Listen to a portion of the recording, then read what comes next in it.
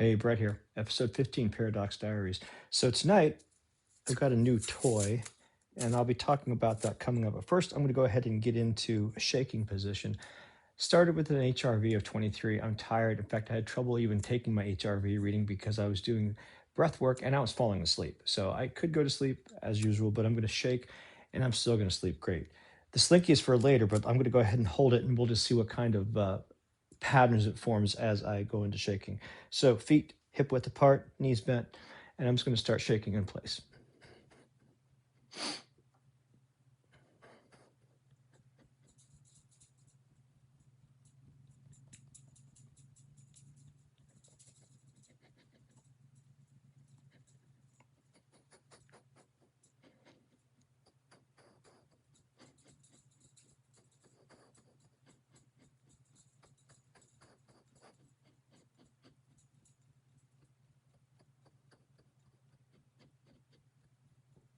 It's kind of fun.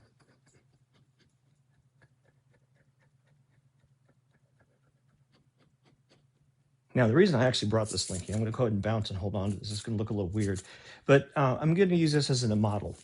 Right, so this is a model. It's not a Slinky. I mean, it is a Slinky, but it's also a model. How's it bow? Well, I'm going to use it for a model to describe epigenetic expression. What the heck is epigenetic? Epigenetic expression. So when you do things on a regular basis, your body will do these short-term chemical expressions or possibly longer-term expressions that can persist. And depending on the complexity of the response, it could last for days, weeks, generations. Right? So there are certain things that can go generational, and it all has to do with epigenetics, or at least a little bit with epigenetics. So imagine this is a strand of DNA. Now, it's not a double helix, but it's going to accomplish what it needs to accomplish. And that's the thing about this being a model. It's completely wrong, except for the one thing I want to talk about, because tonight I want to talk about just a small part of epigenetic expression. So if you do shaking like this on a regular basis, in the short term, you're going to notice possibly lower astrocytic calcium fluctuation. Over time, that consistent parasympathetic dominance causes certain epigenetic expressions, which actually end up changing how the DNA in your cells express. And so, for example, a lower inflammation response. Over weeks, months, years, you turn down your net nervous system response so that your baseline is much lower. And as a response, your responsiveness is much lower. But as you ratchet up through stress, similarly. So epigenetics are a way for the system to have some state that's based on very recent, not so recent, and even far distant stuff. How does it work? Okay, for right now, let's imagine this to be a big old strand of DNA. And it doesn't matter, you don't need to know much about it, but cells basically use the DNA as instruction sets to build stuff, build proteins, whatever, doesn't matter, build systems. So you can think of these like programs. This is the important part. If it needs to do a program to do something, and I'm not even going to pretend to pick something, it's going to make, say, some kind of block that's used for something else. I don't even care. That program's right here, right? It's always in the same place. That's important because what epigenetics do is it's called tagging or methylation. So if something needs to change about how a program, let's say this whole thing is a program, needs to be expressed. So this is a part of the DNA strand. What happens is it's called tagging, and tagging does this. It actually mutes or possibly accelerates the expression in the area. So one example is the double helix is actually pinched, and as a result, the genes right around there, the sequences are not used during the running of that program. If you're a software developer, you can kind of think about like optimization. So if a program is running in a certain way, I'm going to go real concrete for a second. In the Java virtual machine, you have a polymorphic method. So I have a base class and I have a drive class. If you only have one subclass, the JVM will not do polymorphic dispatch. It can do it will bind it as the system is running. However, as the system is running, if you load additional classes afterwards, it might still do that and then do a branch only if, say, if you end up doing one thing most of the time and the other stuff not.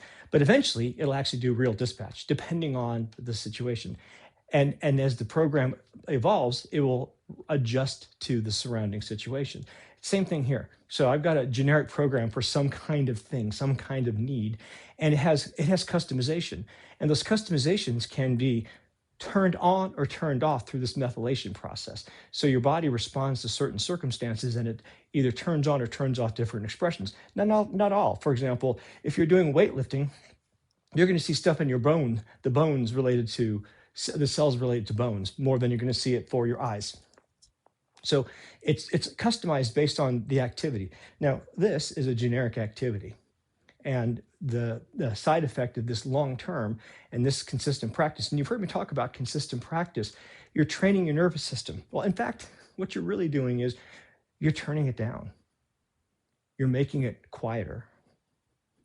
By doing this, by introducing noise, by doing stretching, by doing Tai Chi, all these kind of activities, yoga, and having a parasympathetic dominance, you are slowly over weeks and years changing your gene expression. What are the effects?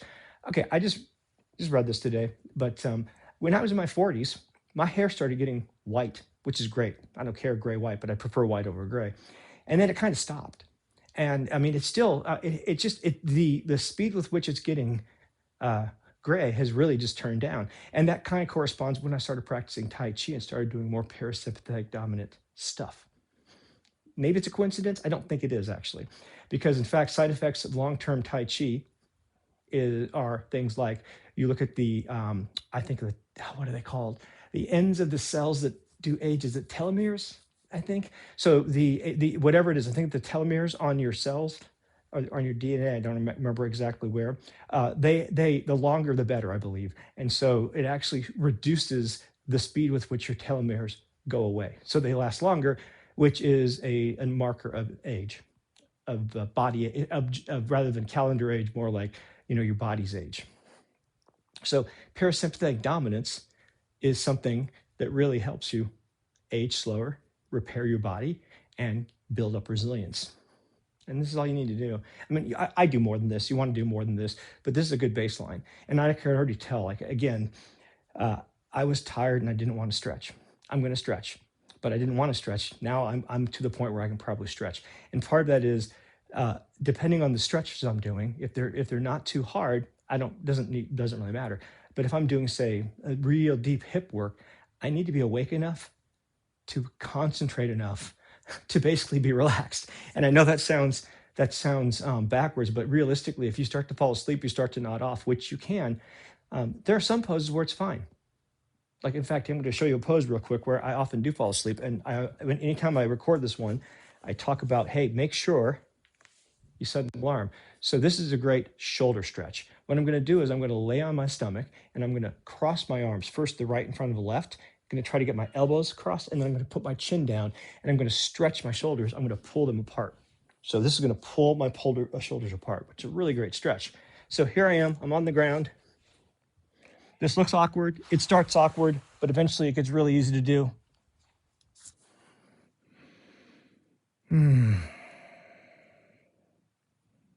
This is a great pose. This is a relaxing pose. I can be asleep and do this pose. But turn that into side splits, and I can't be asleep to do the side splits. I would very likely hurt myself, because if you've got your muscles fully extended and then you do some kind of jerky motion, I have done that, and I've ripped a shoulder muscle under the rib cage, and it took about 6 months to stop hurting. So slow and steady, but realistically, you okay, buddy? Anyway, so the poses, your mental state does have a big contributing effect on certain poses. Other poses, not so much.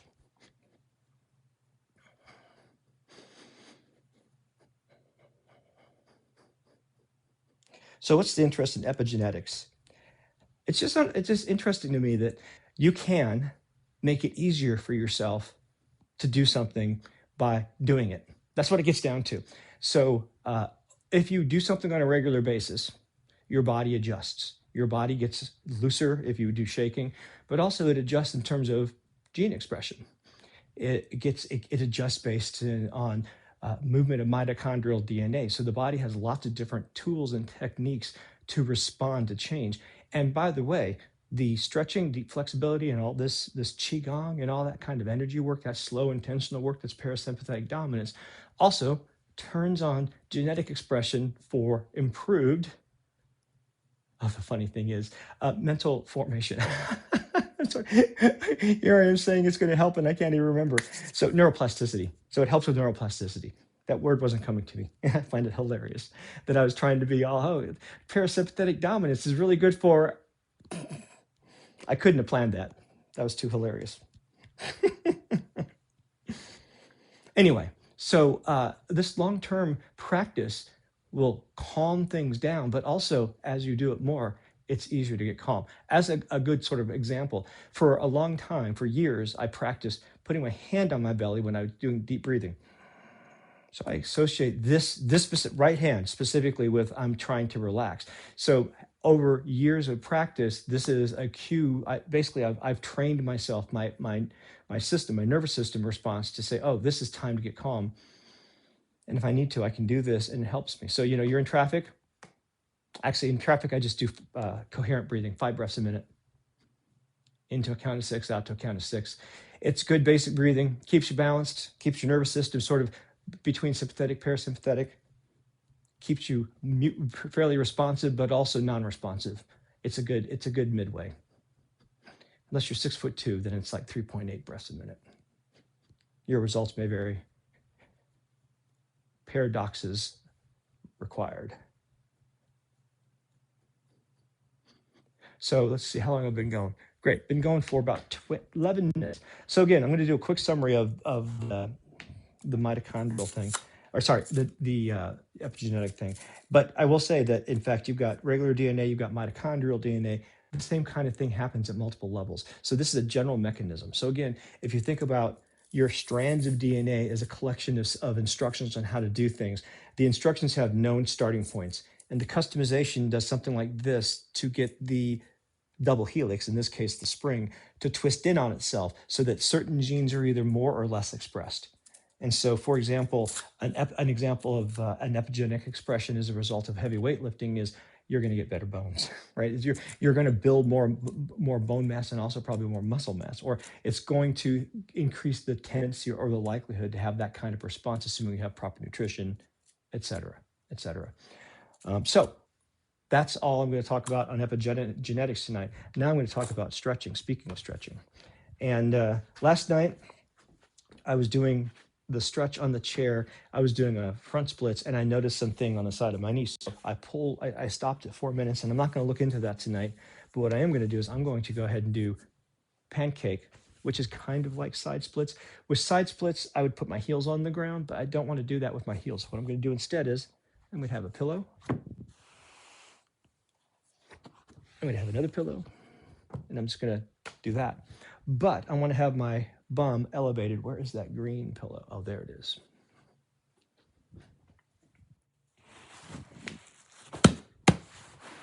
And then I'm going to move this back just a touch.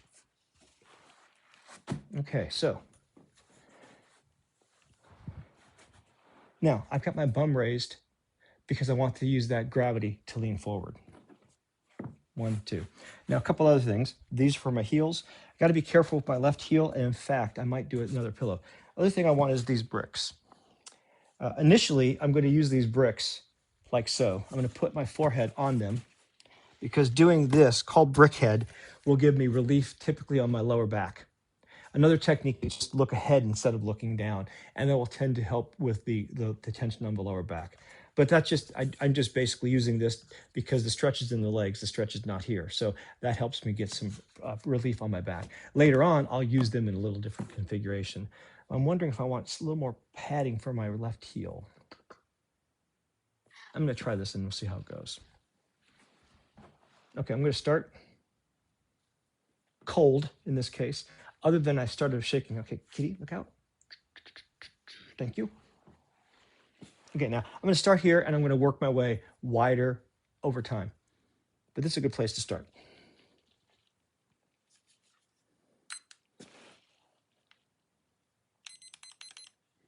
I start with 5 minutes.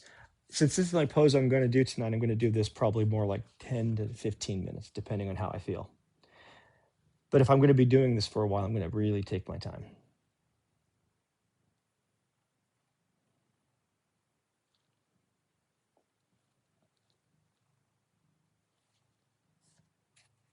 Hey, chest, dude, seriously, not now. I will pet you more. You know I will. But this is one of those stretches where your participation is not the best. Yeah, there you go. I'll eventually pet you when I'm a little further down.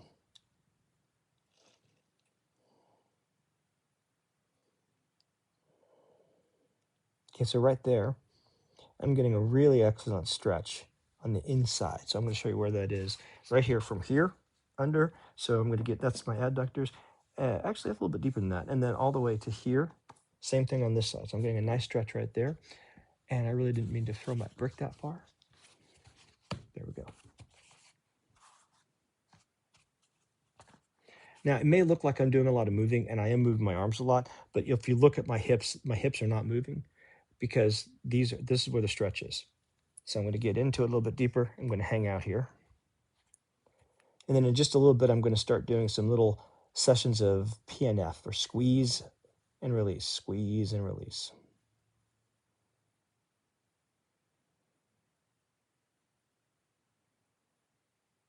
Actually, I have an idea.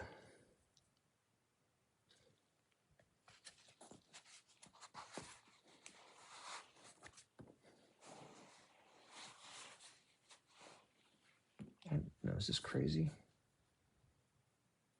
Yeah, it's going to put too much pressure on my calf if I do that. Right, let's go back to this. All right, I'm going to go ahead and what I'm going to do is I'm going to come out just a touch. I've just done that already. I'm going to squeeze my muscles, and then I'm going to release them and go a little bit deeper. So what I'm doing is I'm tricking my nervous system. And in doing this, what I'm working with is called the GTO, or the Golgi tendon organ, and it's the connection of tendons to muscles. And what happens is, if you look at a muscle, the whole thing has a certain amount of tension, and the GTO measures that tension. And if it goes too high, it tells the muscle stop squeezing, and it relaxes and it just gives in.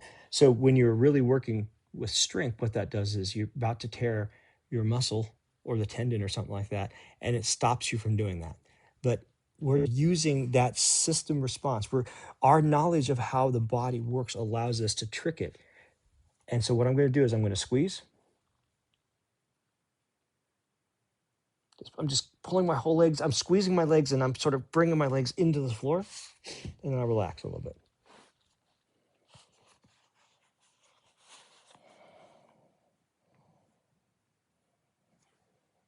And I'm going to stay here for a little bit, and that's a good amount of tension.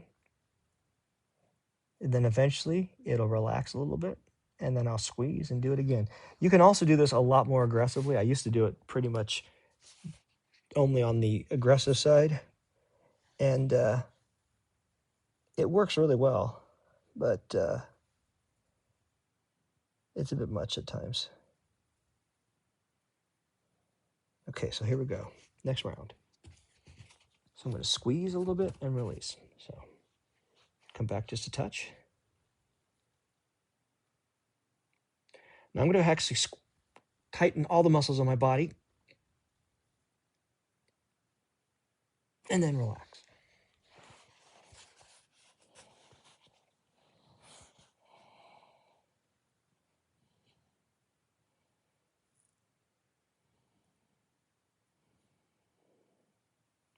And right here, if I were tired, like I felt before I started shaking, this is about where I'd have real trouble sticking it out.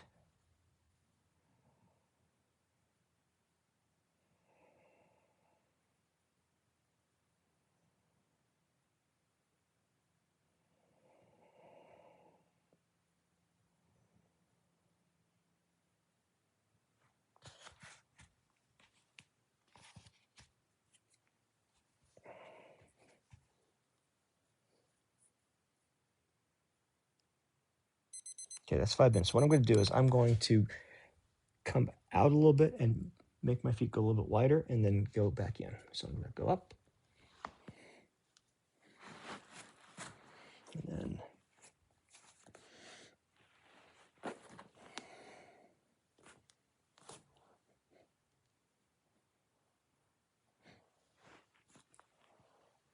Oh yeah, yikes.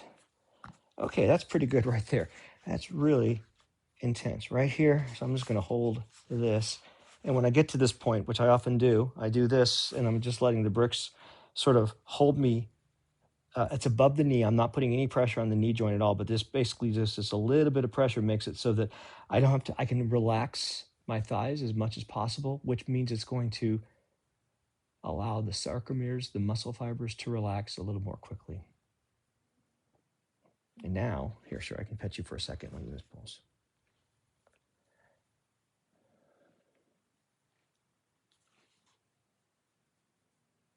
Okay, no, dude, no, you can't re-rub it in. I'm sorry, just seriously. That's good right there. I can work with that.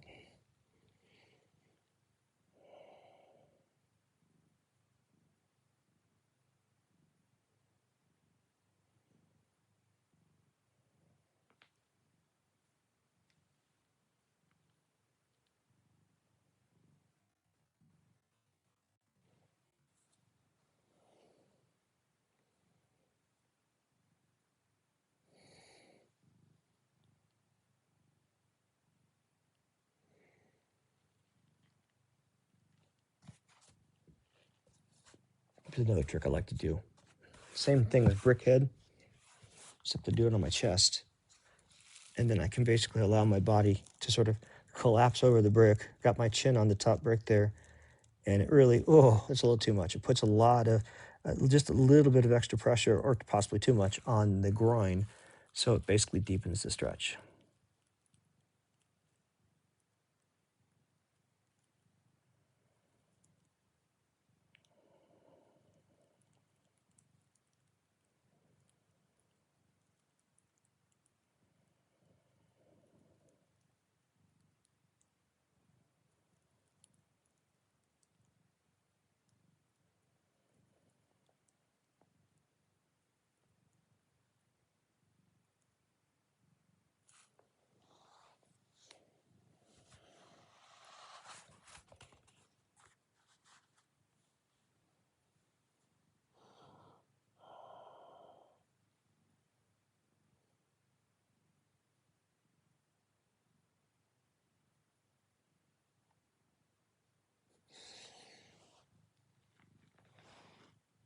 Oh, God.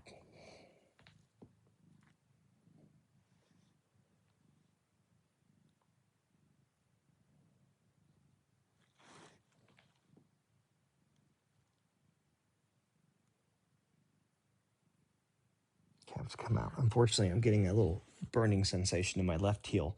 But that was pretty good. That was about 7 minutes, and I made some good headway there. Oh, but I got to respect my left heel, or I'm going to make it much worse. And most injuries are re-injuries. Now, statistically, if you think about that, just makes sense. Once you've injured something, you're going to injure it more often. So the likelihood that it's the first time you're noticing it is slim. But the thing I do is, when I say I notice it, it's not even a 1 on the 10-point scale. I notice it, but I shouldn't notice it. And the fact that I notice it is just enough. And so I don't know what's going on, but that's enough to let that one recover. And now I don't have any sensation at all. So since I'm not going to continue doing that, what I'll do is I'm going to go ahead and work on my thighs against the wall. So this is one I haven't done for a little while. What I'm going to do is I'm going to sit on a tabletop near the wall. Hello, kitty. Right now, I've got both my feet sort of right up against the wall. Whatever leg goes up first against the wall, the shin, that's the active stretch. So I'm going to take in a pillow. I'm going to put the pillow against the wall. I'm going to kick my right shin up against the wall. And the important thing here, most important thing, my knee is kissing the floorboard. So if your knee is right up against the floorboard, you've got protection. You got no worries on your knee. Now, you might already have trouble getting here. You might be more like here, because if you sit all day, your hip flexors are tight. But I've worked on my hip flexors, so I can do this. And then I'm going to use this to sort of get my leg up. And right there, that's a nice stretch. Now, the secret to this one is not to have your bum against your heel or against the wall. The secret is I'm going to create a hinge from my head, or my arm in this case, down to my knee. The hinge is at your hip. And what I'm trying to do is I'm trying to allow my hip to just fall forward. And in doing that right there, it doesn't look like I've done anything. I can feel almost all of my thigh stretching right at the top there. And the more you work on that, the more you can get the entire thigh engaged in the stretch. So again, what you're doing here, this leg is against the wall, as so. It would be a little more up and down, but I'm not gonna do that. Then what I'm doing is I'm trying to get myself to open up here like that, basically. But I'm doing it by holding 2 points, knee and arm, and then the hinge opens up. And in doing that, it stretches right here. That's what I'm doing. And why do I care? Why do we care again? When you sit, you compress. When you compress over time, your fibers shorten. So when you stand, it stretches, causes you to lean forward. Over time, hurts your lower back, causes you to have trouble with your groin. All of a sudden, you're using a walker 40 years later. And I know I'm being melodramatic, but I don't know about you. I've got a couple more years left, and I don't want to have to be using a walker. I mean, I have to use a walker, but I'd rather stretch a little bit and feel better, feel great every day, and not have a walker. But you know, choose your adventure. 5 minutes, here we go. This is a highly targeted pose, so actually 5 minutes is a bit long, but I don't mind. The interesting thing about it, after about 4 minutes on this particular pose, you'll often get a sensation that's a new state of existence. And it's sort of like, sometimes you have, you just relaxed, no pain. Sometimes you have tension. Sometimes you have numbness. And then you'll have what I'm going to feel after this. And that what it's going to be is it's actually going to be, oh, your nervous system is turned off, which is not the same as numbness. Believe it or not, it's not. Because the muscle is there. You can feel it. It's just 5% there. Because what's happening is the sensations in your system have been reattuned through repeated discomfort, and eventually it pretty much almost puts it to sleep, your nervous system. And so a little bit, it wakes right up. It doesn't take any time, 5 seconds, 15 seconds, but it's a really cool feeling once you realize what it is. And I don't actually know what it is. I've decided that feeling which is always associated with deep flexibility. That's what that is. Pretty certain it's actually what it is, but I don't need to know, because it happens enough that it doesn't cause me any fear. I don't have to be afraid of something just because I don't fully understand it. But what I can do is I can observe it and ask the question, did I feel it? Yes, thumbs up. Was it for very long? No. Any lingering problems? Nope. Okay, it's an experience. It's a natural response. Doesn't seem to be causing any problems.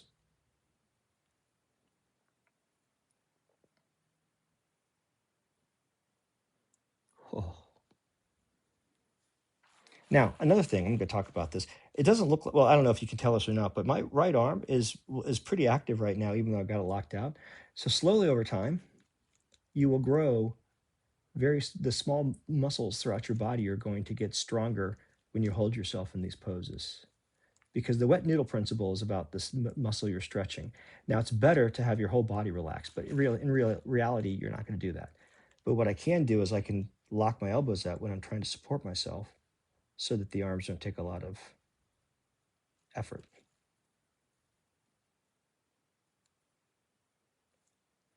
I want to be a little bit higher than this.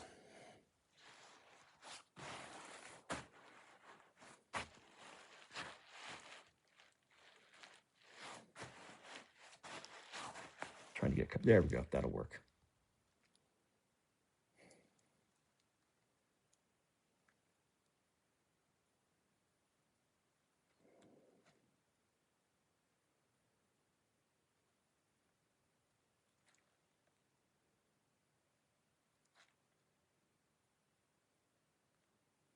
Also, this is an isometric hold, and I'm using my shoulder. So if you have shoulder problems, isometric holds, gentle isometric holds will tend to help relieve tension, reduce resting tension, yada, yada.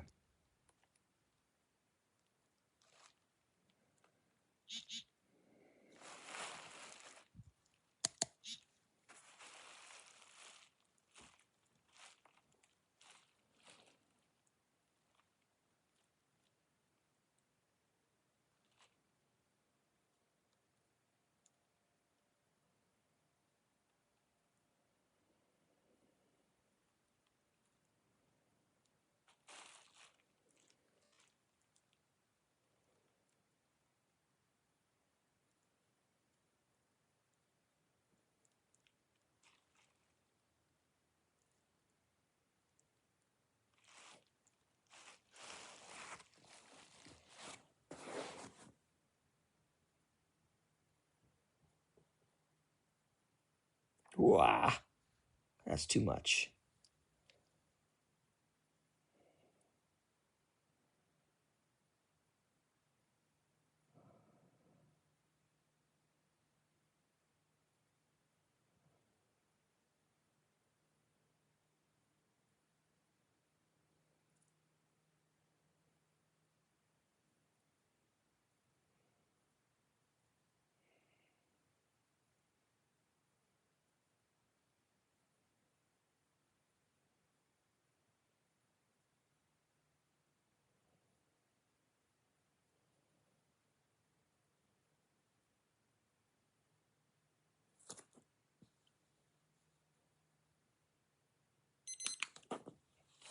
Okay. Whew.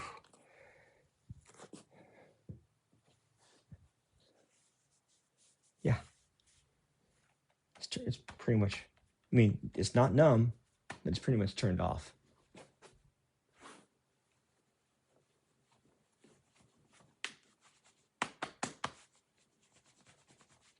It's turning back up. Yeah, I can feel it. So it's similar to numbness, but it is a different experience. But that feels nice and stretched and loose now. I mean, really, what it is, I mean, if you've ever had a deep tissue massage or just a good deep massage where you can just sort of feel like, that's kind of what's going on here. And in fact, massage often works on the same principle. So trigger point massage is a form of PNF, or works on the same principles as PNF. And I keep using that term. So what does that term mean? What is it? And I'll just really quick, hang on. Let me start it. So PNF stands for proprioceptive neuromuscular facilitation. And it's a fancy way of saying I'm going to squeeze and release. Squeeze, oops, let me start that, and release. The squeezing activates the muscle. When you release the muscle rapidly, it tends to have a rebound effect that's a little bit bigger than where it started. So you can slowly over time loosen the muscle fibers. So squeeze and release. Now, the thing is, it's a targeted technique, and you're messing with the nervous system. So one thing, don't overdo it. You can absolutely overdo it. You can absolutely injure yourself. Be very careful. 2, I generally only use it on hip stuff. Like, I could use it on this pose right here, but I guarantee you, you don't need to do it. This pose is more than intense. Notice I had to back off on the last one. This isn't about intensity. You've got plenty of intensity.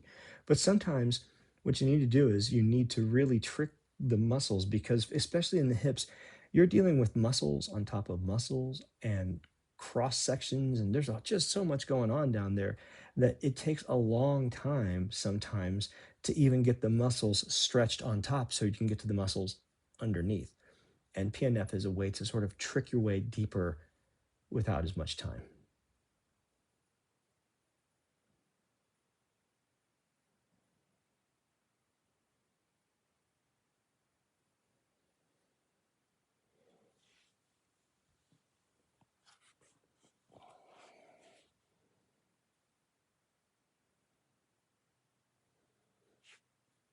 Also, when I'm doing these poses, if you'll notice my left hand, I'm doing this where I've got my fingers turned back, and I do that over time, and I'm stretching my hands. So this is also, I'm doing this also as a hand stretch, though that's not part of the pose, but this is just something I do as a technique when I'm supporting myself.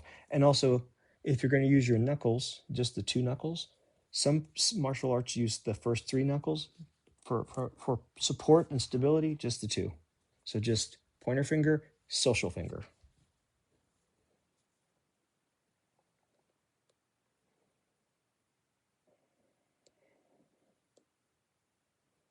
Actually, I'm doing now. No, I'm going to try some real quick.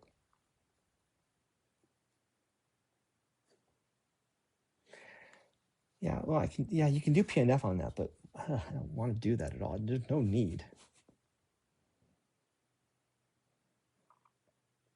So when I say targeted pose, a targeted pose, I'm pretty much stretching one muscle here. I might get some hamstring stuff. I might get some, but really this is right here. This is a very targeted one muscle generally, or one area. And so when you have a targeted pose that's hitting the area exactly how you want it to, one, you generally don't need to do 5 minutes, but I'm doing 5 minutes because I'm really going for, I'm going for that extra turned off nervous system feeling. But the other thing is, you don't need to do PNF, just because PNF is really for tougher spots.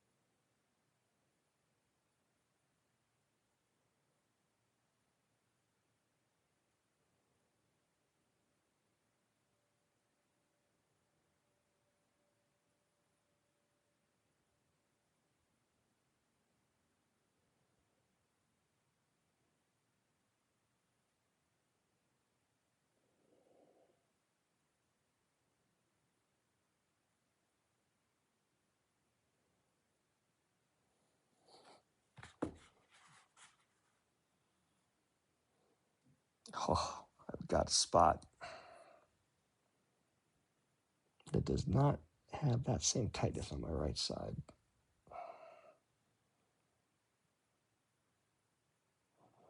I'm using my left hand mostly for balance, so I can keep that particular part of the muscle especially targeted so I can get it to relax. This is kind of trigger stretch massage instead of trigger point, right? I'm trying to get my body positioned so that I'm getting a particular part of a muscle, which is especially tight, slightly stretched, and then the muscle eventually goes, okay, I'll relax.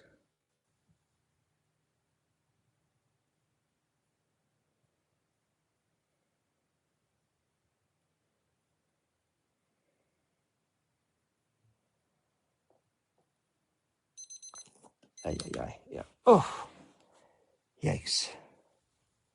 So I was near the end there, targeting specifically right about here. And I was using my hand just a little bit of pressure to move my weight slowly so I could balance it right over a spot. So that's it for stretching for tonight. I'm going to go ahead and integrate with some shaking and then call it a night. While I'm shaking, I want to go back to models for a second. This is a visual metaphor, right? The idea that you basically got a program. This is a program, and I'm changing the program by doing this. And actually, I can have multiple of these. So maybe I'm doing this. It's just a visual idea. And so the original thing I was reading, it's like, oh, there's this DNA methylation process. And like, what is methylation? Well, it's tags. But what are tags? And what are the effects? It's like, okay, well, tags go at particular places in the DNA sequence. So they don't just go anywhere random. They have a target. And they target, I'm going to say that if you think about what your cells are doing, each little thing is like a little program. And these changes are like little state changes, little variables. So these are like little things that exist that can do things, and they have recent history information that allow them to be a little more specialized in what they're doing. Like, for example, if you are type 2 diabetic, you most likely have an epigenetic expression that causes your cells to basically not process insulin because they can no longer handle it, right? So what happens is you become less insulin responsive, right? So you eat a lot of sugar. As a response, your body turns up its sugar, its insulin production. So over time, you basically are overloading the receptors that respond to insulin. And so you have to make more insulin because they're becoming less efficient. And you start to flood your system with insulin. And the first response is, hey, let's store this in fat. Let's take everything that we can and just put it into fat cells. But eventually, the cells say, nope, we don't want insulin. And at that point, your best bet is to basically go ketogenic if you can. I'm not a doctor. Don't listen to me for diet or medical advice, but I was me in 2015, and I had all I needed to eat and gain weight was pretty much anything. It didn't really matter what I had, and my metabolism was all upside down. And so over the last several years, I've been doing things like Tai Chi and Qigong and stretching, and that's helped fundamentally change my epigenetic expression so that it's a lot easier for me to maintain doing stuff. So really, the more I do, the more I can do. And that's just your body responding to change. Deep flexibility retrained your muscle fibers to allow them to fully extend. When they're all tied up and tight, they don't remember how to do that. And so you got to remind them, hey, you have all this room. This particular activity is a sort of a wake-up call. Hey, fibers, we're about to do something. Let's loosen everything up. Let's just get ready. Let's get blood flowing everywhere. And then when you start to do the stretching in an area, that muscle's already ready to go. It's already kind of been reset. A lot of the resting tension has probably gone down quite a bit, so you're starting from a better baseline. All right, enough. Good night.